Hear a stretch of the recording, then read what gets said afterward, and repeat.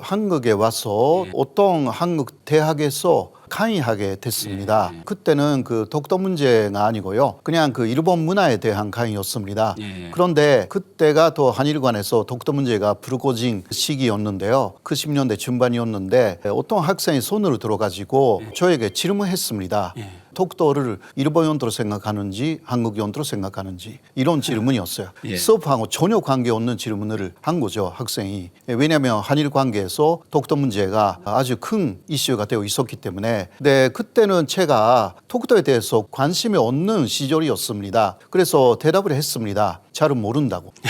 그건 사실이니까. 예. 저는 그때는 독도, 일본에서 말하면 다케시마라는데 어떤 문제가 있다. 그 정도만 알고 있었고, 특히 일본 사람들은 독도에 대해서 관심이 없는 사람들 굉장히 많습니다. 저도 그런 사람 중 한 사람이었는데, 그래서 솔직하게 잘은 모른다고 이야기를 했고, 그러나 앞으로 공부하여서 학생의 질문에 대답하겠다.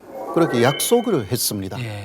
그 이야기를 집에 가서 애기 엄마한테 이야기를 했는데, 그렇다면 독도를 본격적으로 연구하면 어떠냐라고 이야기했기 때문에 제가 그 18년부터 독도 문제를 본격적으로 연구하기 시작했습니다. 예. 어떻게 본다면은 뭐 이제 학생하고의 약속을 이제 뭐 지켜가는 과정이네요. 그죠? 네네, 예. 그런 것입니다.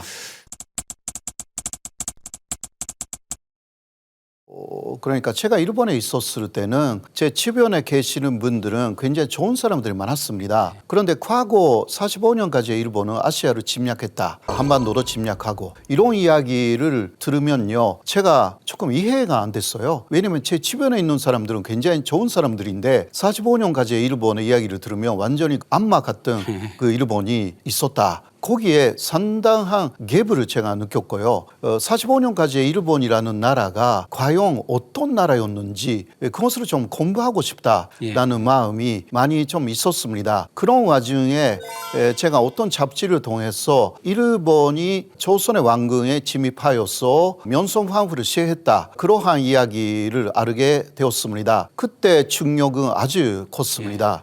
왜냐하면 입장 바꿔서 생각하면 일본의 왕비, 황후를 외국 사람이 시해했다. 그러면 일본 사람들은 그것을 두고 아마 잊어버리지 않고 계속 그 이야기할 것입니다. 그래서 한국 사람도 아마 마찬가지 아닐까라고 생각하여서 한국이 일본에 대해서 갖고 있는 원한이라는 것은 쉬운 내용이 아니다라고 생각하여서 그런 부분도 언젠가는 좀 본격적으로 공부하고 싶다라는 마음을 갖게 된 것입니다.